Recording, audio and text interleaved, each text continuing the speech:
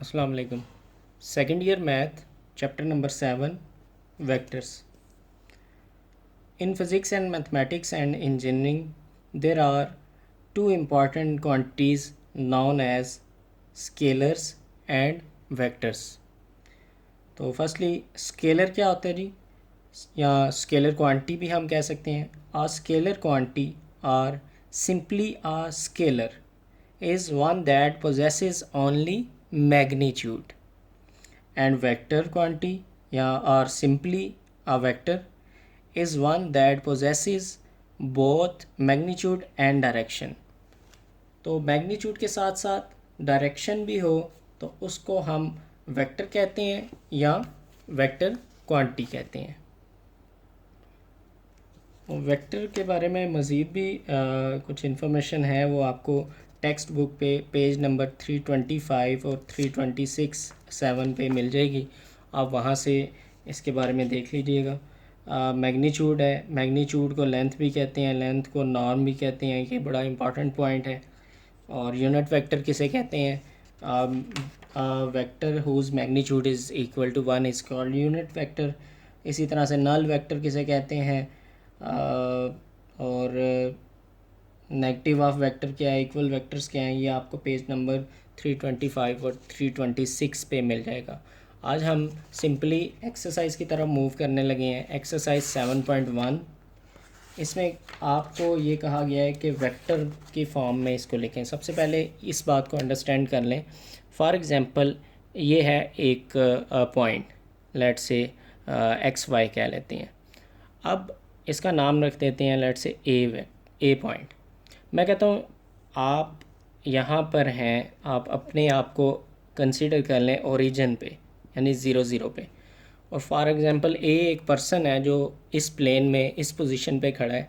मैं कहता हूँ आप इसकी डायरेक्शन, इसका वेक्टर जो है वो क्या बनेगा, यानी ओ ए वेक्टर क्या बन जाएगा।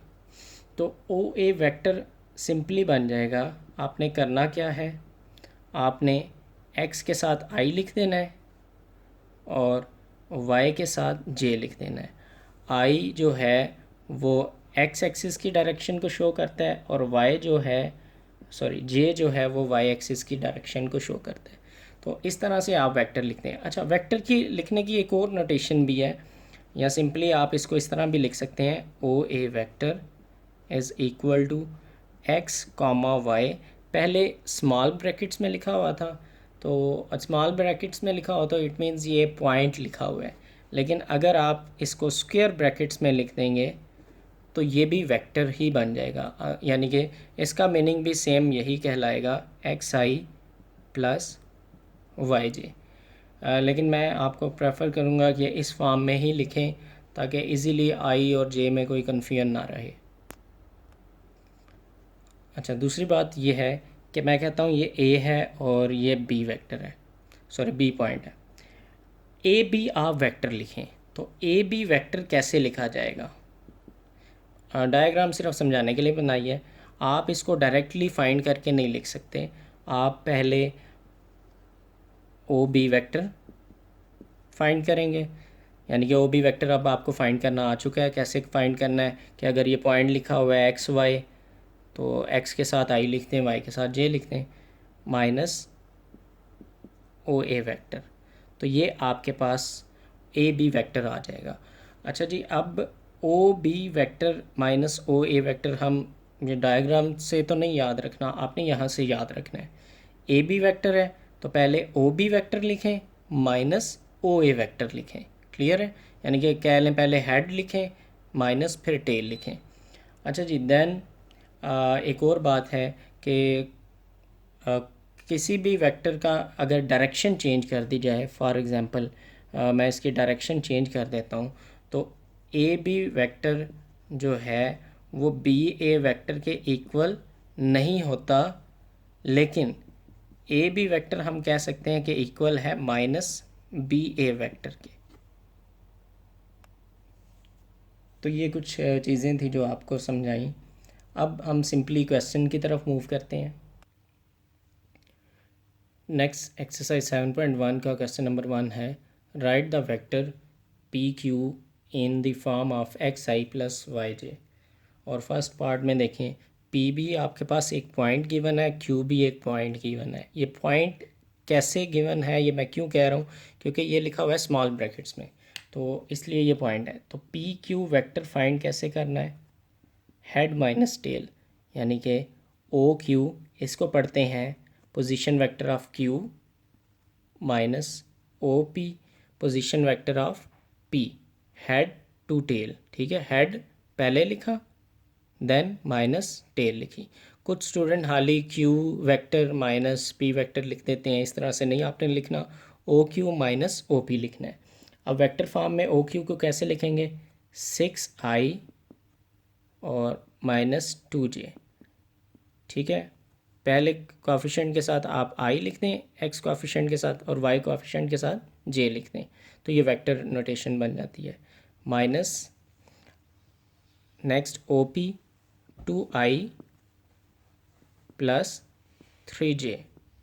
अब हाँ, अगर आप आई जे नहीं लिखते, इधर कॉमा लिखते हैं, देन आप कैपिटल ब्रैकेट लिखें, देन अंडरस्टूड होगा ये आपने वेक्टर लिखा है। लेकिन आई जे की फॉर्म में लिखते हुए आप ये वाली ब्रैकेट यूज़ कर लिया करें। नेक्स्ट 6i माइनस 2i, आई वाली कलेक्ट करके एक साथ लिख दी, minus 2j and minus plus minus 3j, तो जे वाली एक साथ लिख ली। ये बन गया जी 4i और ये बन गया माइनस 5j। तो अगर ये फॉर्म बनाना चाहते हैं एक्स आई प्लस वाई जे, तो हम इसको लिख सकते हैं 4i प्लस माइनस 5j। तो आंसर यहाँ पर भी ठीक होगा और ये भी ठीक है। नेक्स्ट सेकंड जो पार्ट है, P आपके पास 0.5 है और Q आपके पास -1.6 है। यहाँ पर भी पी क्यू वेक्टर फाइंड करना है, सेम इसी तरह से आप अब पी क्यू वेक्टर फाइंड कर सकते हैं। नेक्स्ट क्वेश्चन नंबर 2 है, find the magnitude of the vector u, और u आपको गिवन है। सबसे पहले इस बात को समझ लें कि फॉर एग्जांपल v आपके पास वेक्टर है एक्स आई प्लस वाई जे, तो v की मैग्नीट्यूड को इस तरह से लिखेंगे तो किसके इक्वल होगी, जो i का कोफिशिएंट है उसका स्क्वायर प्लस j के कोफिशिएंट का स्क्वायर और सारे का स्क्वायर रूट। इसको सॉल्व करेंगे तो v वेक्टर की मैग्नीट्यूड आ जाएगी। इसी फार्मूले से हम अब इसको क्वेश्चन को सॉल्व करने जा रहे हैं। तो क्या लिखेंगे हम, u की मैग्नीट्यूड इज़ इक्वल टू जी i का कोफिशिएंट 2 का स्क्वायर, j का कोफिशिएंट -7 का square and then square root. अब इसको हम सिंप्लीफाई करते हैं,